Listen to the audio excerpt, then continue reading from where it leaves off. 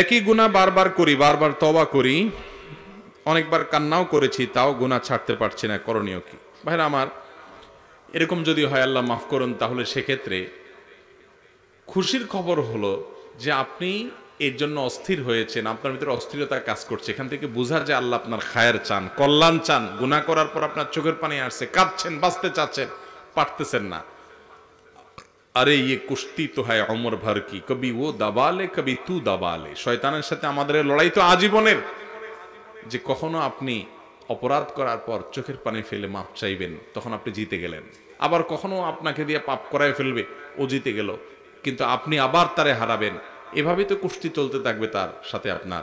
আপনি মন ভাঙবেন না। মনে রাখবেন, শয়তানের সবচেয়ে বড় সাফল্য কখন জানেন? যখন আপনাকে পাপ করাতে করাতে সে এই পর্যায়ে নিয়ে যেতে পারে, আপনার মনে হয় না আল্লাহর কাছে আমি আর কোন মুখে মাপ চাবো, এতবার মাপ চাওয়ার পরে ও জিতে গেছে। তাহলে কারণ ওর কাজই হলো নৈরাশ করা। শয়তানকে নিরাশ করতে আপনাকে দেওয়া যাবে, আল্লাহর প্রতি আশাবাদী থাকতে হবে। আল্লাহ তাআলা আমাদেরকে সকল গুনাহ মাফ করবেন। আপনি জানেন আল্লাহর গুণবাচক নাম তাওয়াব। তাওয়াবের মানে কি? আরে ভাই, তাওয়াবের মানে তওবা কবুলকারী না। তাহলে তাওয়াব আল্লামের ওজনে হতো না।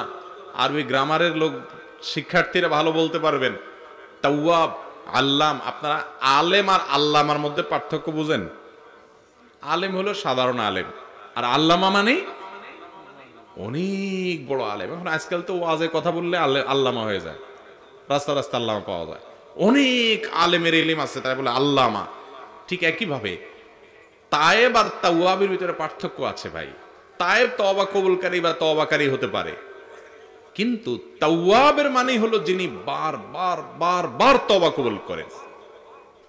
এজন্য আল্লাহর রহমত থেকে আসা ছাড়া আরো বেশি চোখের পানি ফেলতে হবে। আল্লাহ, আমি তো পারতেছি না, আপনি আমাকে সাহায্য করেন। চেষ্টা করতে হবে, হিম্মত করতে হবে এবং চেষ্টা অব্যাহত রাখতে হবে। আল্লাহ তাআলা সব মাফ করবেন ইনশাআল্লাহ।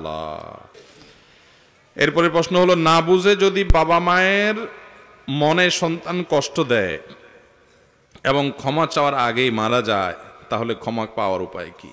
ভাইরা আমার, অনেক কপাল পড়া সন্তান আছে যে বাবা মার বেঁচে থাকতে তাদের অনেক হক নষ্ট করেছে, মাপ চাইতে পারে না, এখন তারা দুনিয়া থেকে চলে গেছে। কিভাবে এখন তাদের কাছ থেকে মাপ চাইবেন? এটার বুদ্ধিটা কি? এটার বুদ্ধি হলো, সহিহ মুসলিমের হাদিসে আসছে, নবী করিম সাল্লাল্লাহু আলাইহি সাল্লাম বলেছেন, ইন্না মিন আবাররিল বিররি সলাতুর রজলে আহলা উদ্দে আবিহি। একজন মানুষ বাবা মায়ের প্রতি সবচেয়ে বেশি সদাচরণকারী, তাদের প্রতি তাদের ফরমাবরদার, অনুগত এবং নেক সন্তান হওয়ার জন্য অন্যতম বড় একটা কাজ হলো তার বাবা, একই কথা তার মায়ের জন্য প্রযোজ্য, যে তাদের পছন্দের মানুষগুলো, ভালোবাসার মানুষগুলো, আপন মানুষগুলোর সাথে সদাচরণ করবে। অর্থাৎ আপনার বাবা মারা গেছেন, জীবদ্দশায় আপনি তার খুব বেশি খেদমতের সুযোগ পান না, অথবা যাই করছেন আপনি স্যাটিসফাইড না, বেঁচে থাকলে আরো করতেন, তাহলে এখন মারা যাওয়ার পরও আপনার সুযোগ আছে বাবা মার খেদমতে। সেটা কিভাবে করবেন? বিররুল ওয়ালিদাইনের অংশ হিসাবে এই হাদিসের আলোকে বাবার যে বন্ধু বান্ধব আছেন, যাদের সাথে উঠা বসা করতেন, তাদেরকে বাবার মতো শ্রদ্ধা করবেন। যাদেরকে শ্রদ্ধা করলে বাবা দেখলে খুশি হইতেন, এখন তাদের বাবার অনুপস্থিতিতে তাদের সাথে সে আচরণ করবেন। আপনার বাবা তার কিছু নাতি নাতনিকে আদর করতেন, ছেলে মেয়েকে আদর করতেন, যাদের প্রতি খুব যত্ন রাখতেন, তাদের মৃত্যুর পর তাদের প্রতি আপনি যত্ন নেবেন এবং কেয়ার করবেন। যেটা বেঁচে থাকলে উনি দেখলে অনেক খুশি হইতেন, মারা যাওয়ার পরে ওই কাজটা বেশি বেশি করবেন। আমার কথা কি বুঝতে পারছেন? ঠিক একই কথা মায়ের জন্য প্রযোজ্য। যারা আছেন, আপনার মা আপনার ভাই বোনদের মধ্যে, আত্মীয় স্বজনদের মধ্যে যাদেরকে খুব বেশি যত্ন নিতেন, মায়া করতেন, আপনি তাদেরকে মায়া করবেন, যত্ন নিবেন।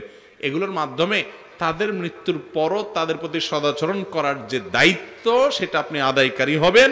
সেই সাথে তাদের জন্য দোয়া করবেন, আর জীবদ্দশা ভুলভাল করেছেন সেজন্য আল্লাহর কাছে চোখের পানি ফেলে মাপ চাইবেন, ইস্তিগফার করবেন।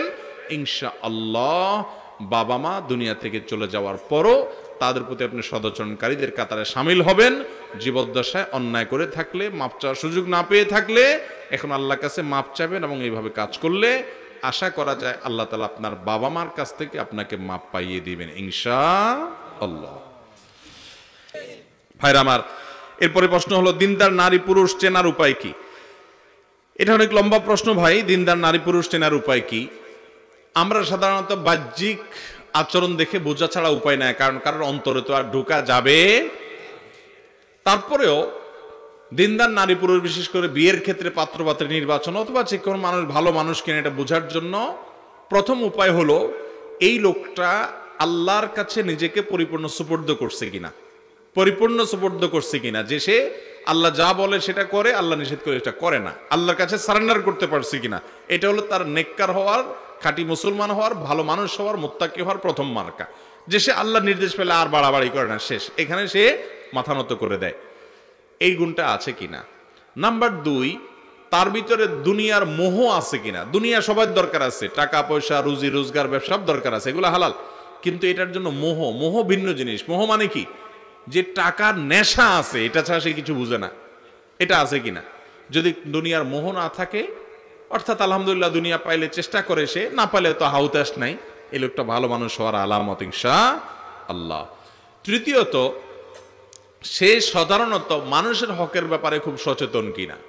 শুধুমাত্র নামাজ পড়লে হবে না, রোজা রাখলে হবে না, কারোর হক নষ্ট করবে না, এই বিষয়গুলোতে যদি সে খুব সচেতন থাকে, সতর্ক থাকে, নিজের ভুল হলে এটাকে সংশোধন করার চেষ্টা করায়, তাহলে এগুলো মোটামুটি একটা ভালো মানুষের কিছু মার্কা। আরো অনেক মার্কা বের করে আনা যায়, মোটামুটি এগুলো দেখলে অনুমান করা যায় একটা মানুষ নেক মানুষ এবং ভালো মানুষ। তারপরও মানুষের ভেতরে ঢোকা যায় না, এগুলো দেখার পরও দেখা যেতে পারে তো ভিতর থেকে সে হয়তো ভালো না। আল্লাহ তাআলা ভালো জানেন যে আমরা কে কতটা ভালো, আমরা শুধু মার্কা বলতে পারি।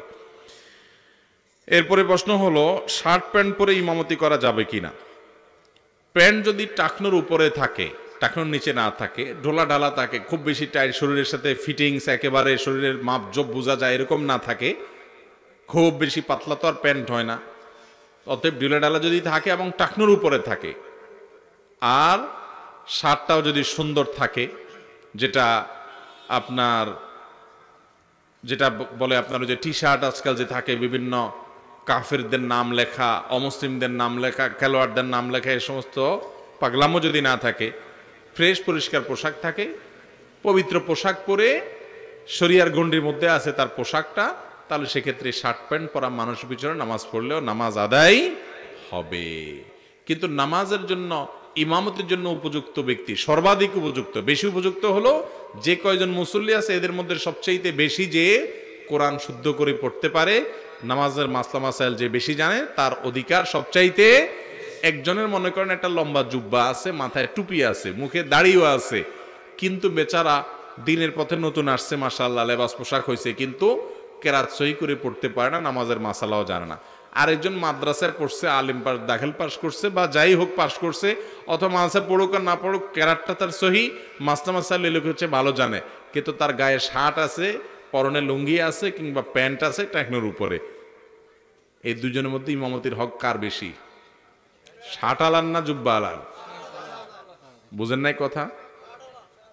তাহলে ইমামতির যোগ্যতাটা মূলত কোরআন কে কত বেশি শুদ্ধ করে পড়তে পারে এবং নামাজের মাসলা মাসাইল কার কত বেশি জানা আছে, তার অধিকার তত বেশি। তবে এর পাশাপাশি একজন আদর্শ ইমামের পোশাক আশাকটাও যথাসম্ভব এমন পোশাক হবে যেটা একজন মুসলমানের পোশাক হিসাবে মানানসই, যেটা সুন্দর শালীন, যেটা মুত্তাকিদের লেবাস, তাকওয়া পরহেজগারকারীদের আলাদের লেবাস হয়। কিন্তু এর সাথে শার্ট আর প্যান্ট পরলে একেবারে ফাসেকদের লেবাস আর গুনাহ হয়ে যাবে, হারাম হয়ে যাবে, ব্যাপারটা কিন্তু সেরকম না। তবে অবশ্যই একজন ইমামের জন্য মানানসই পোশাক নিয়মিত ইমাম পড়ার চেষ্টা করবেন। এটা হলো বিচ্ছিন্ন ইমামতির কথা, যে হঠাৎ 5 জন মিলে জামাতি নামাজ পড়তেছেন, এদের মধ্যে কে ইমামতি করবে। কিন্তু আপনি ইমাম হিসেবে যখন নিয়োগ দিবেন, এমন ব্যক্তিকে নিয়োগ দিবেন যে ব্যক্তির লেবাসে, পোশাকে সার্বিকভাবে একজন আদর্শ মুসলমানের রূপ তার ভিতরে থাকে। কথা কি বুঝাইতে পারছি?